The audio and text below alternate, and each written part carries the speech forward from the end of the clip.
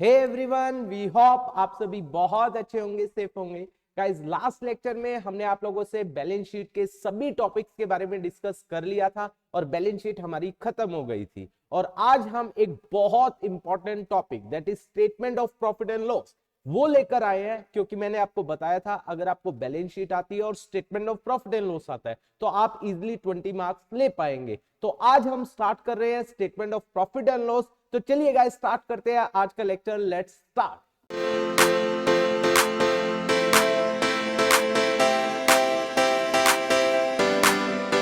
तो सबसे पहली बात, जो statement of profit and loss है उसका फॉर्मेट कौन बताता है? वो बताता है guys schedule 3। Yes guys, schedule 3 और पार्ट 2, इसका पार्ट 2 के अंदर बताया गया है, क्योंकि पार्ट 1 में बैलेंस शीट के फॉर्मेट के बारे में बताया गया है और पार्ट 2 में statement of profit and loss के फॉर्मेट के बारे में बताया गया है। तो इसके फॉर्मेट के बारे में देखिए, कुछ मेन बातें, खास बातें मैं आपसे डिस्कस करना चाहूंगा। सबसे पहली बात, statement of profit and loss क्या चेंजेस हुए। पहले हम लिखते थे trading and profit and loss account. अगर आप सोल प्रोप्राइटर पार्टनरशिप की बात करें, वहां पर अकाउंट वर्ड यूज होता था। यस गाइस, और हम फॉर्मेट जो बनाते थे वो इस तरीके से बनाते थे। यहां पर हम डेबिट लिखते थे, यहां पर हम क्रेडिट लिखते थे, यस, और अकाउंट वर्ड यूज होता था। लेकिन अब कंपनीज के अंदर ये फॉर्मेट नहीं है। कंपनीज के अंदर जो फॉर्मेट अब बनाया गया है केवल वर्टिकल फॉर्मेट है, जिसमें सबसे पहले किसको दिखाया गया?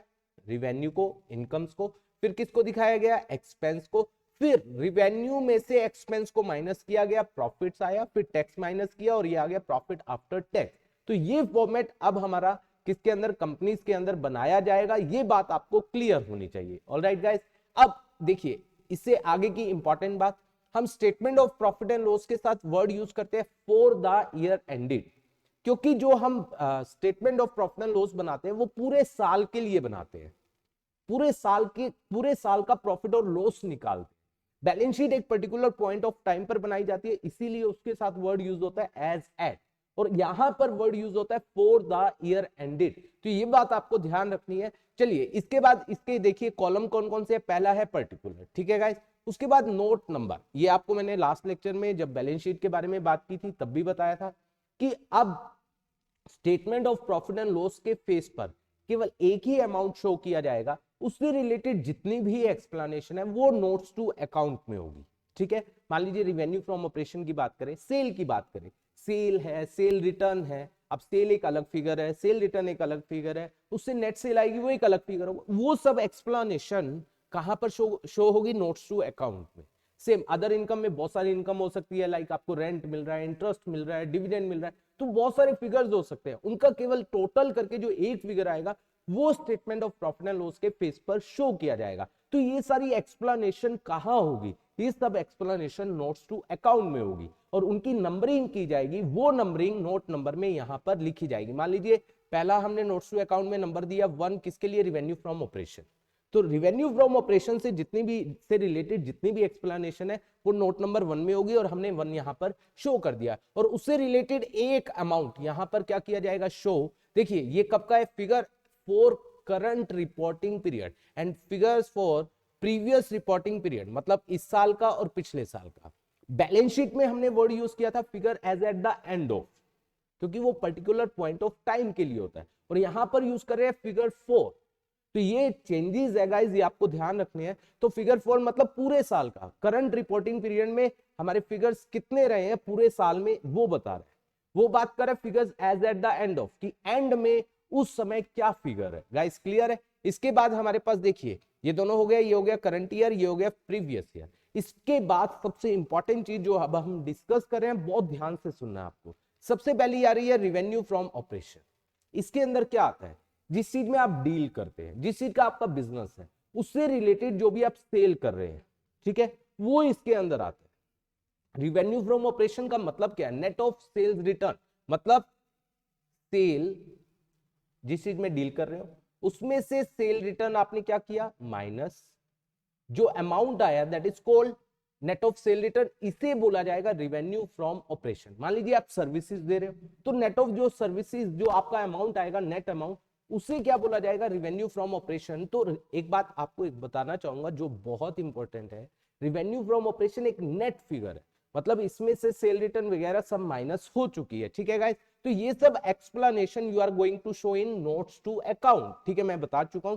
इसके बाद गाइस ये तो हुआ रेवेन्यू फ्रॉम ऑपरेशन, जिसके अंदर जिस चीज में डील कर रहे हो उससे रिलेटेड अगर आपके पास पैसा आ रहा है वो आएगा।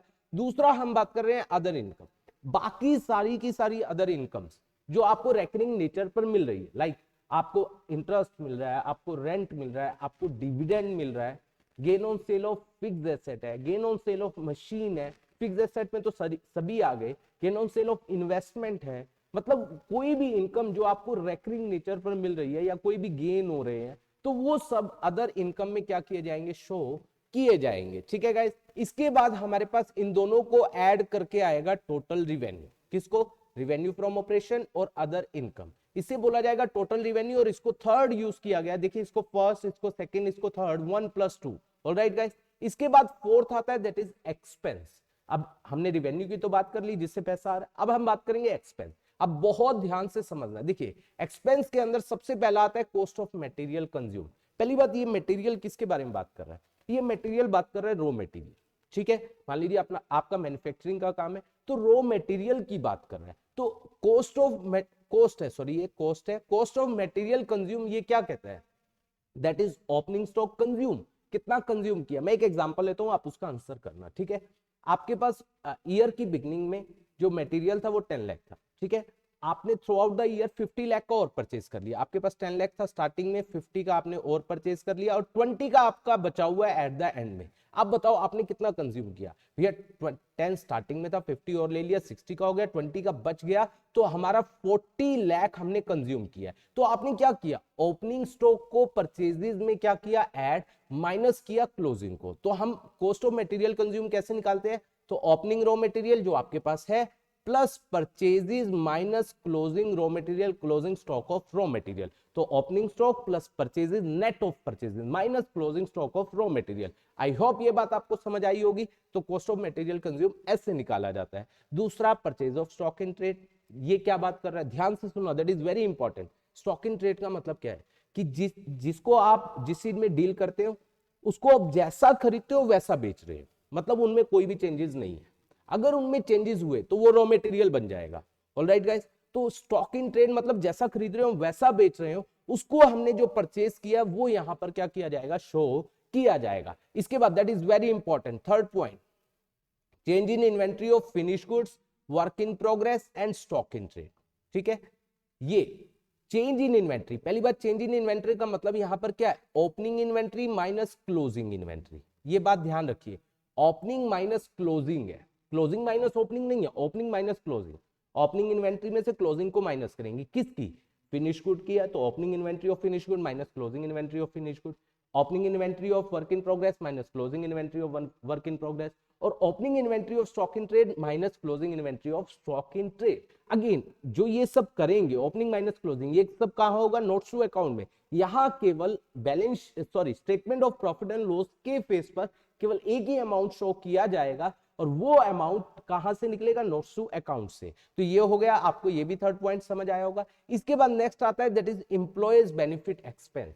एम्प्लॉयज से रिलेटेड जो भी हम खर्चे कर रहे हैं, उनको वेजेस दे रहे हैं, सैलरी दे रहे हैं, उनको बोनस दे रहे हैं, उनको लीव एनकैशमेंट दे रहे हैं, एम्प्लॉयज से रिलेटेड स्टाफ वेलफेयर एक्सपेंस कर रहे हैं, वो सब इसके अंदर क्या किए जाएंगे, शो किए जाएंगे। इसके बाद नेक्स्ट आ रहा है हमारे पास फाइनेंस कॉस्ट, मतलब जो पैसा हमने बोरो किया, ध्यान से समझना, बोरो किया उससे रिलेटेड जो भी खर्चा हो रहा है।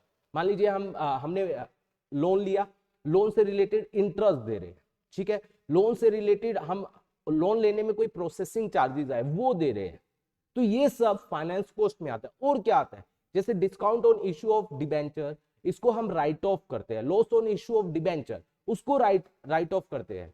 तो ये सब भी premium payable on redemption of debenture, ये सब भी फाइनेंस कॉस्ट के अंदर क्या किए जाते हैं, शो किए जाते हैं। एक बहुत इंपॉर्टेंट बात बताना चाहूंगा, बैंक चार्जेस ये यहां नहीं आते, ये अदर एक्सपेंस में आते हैं, ध्यान रखना, बैंक चार्जेस अदर एक्सपेंस का पार्ट है। इसके बाद depreciation and amortisation expense. Depreciation किसके लिए यूज होता है, ये फिक्स्ड एसेट के लिए, टेंजिबल फिक्स्ड एसेट, उसके लिए हम डेप्रीशिएशन यूज करते हैं। और अमोर्टाइजेशन जो इनटेंजिबल एसेट होती है, लाइक आपका ट्रेडमार्क, कॉपीराइट, गुडविल, इन सब के लिए we use the word amortisation. समझ आया? इसके बाद बाकी सभी के सभी एक्सपेंस जो बच गए which are of recurring nature या लॉसेस, वो सब यहां पर शो किए जाएंगे। जैसे मैं एग्जांपल लेता हूं, कैरियर्स इनवर्ड नहीं आया, कैरियर्स आउटवर्ड नहीं आया, तो ये यहां आएगा। फ्यूल, गैस एंड पावर, ये सब आएगा।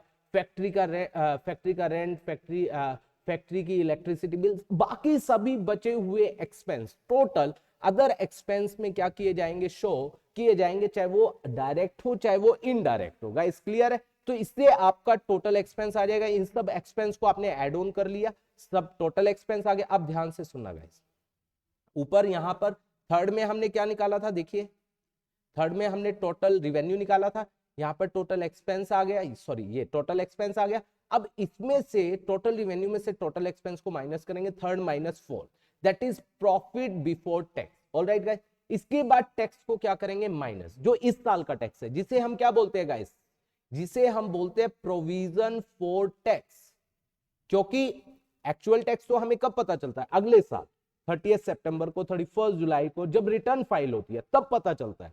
तो अभी हम केवल एजम्पशन करते हैं कि इतना टैक्स हमें देना पड़ सकता है। तो प्रोविजन फॉर टैक्स, इस साल का जो टैक्स बनता है वो हमने क्या किया, माइनस, ये आता है। इसके बाद प्रॉफिट और loss for the period, that is 5th minus 6। और गाइस ये प्रॉफिट और लॉस कहां जाता है, दैट इज वेरी इंपॉर्टेंट। इसको हम बैलेंस शीट के अंदर कहां पर, शेयर होल्डर फंड में, yes guys share holder fund में, रिजर्व एंड सरप्लस में, सरप्लस के तौर पर, सरप्लस में इसको इस साल का प्रॉफिट क्या किया जाता है, शो किया जाता है। I hope statement of profit and loss बहुत अच्छे से आपको क्लियर हुआ होगा, हर एक चीज अच्छे से आई होगी। अब आप 20 मार्क्स इजिली ले सकते हो। Thank you so much for watching this video.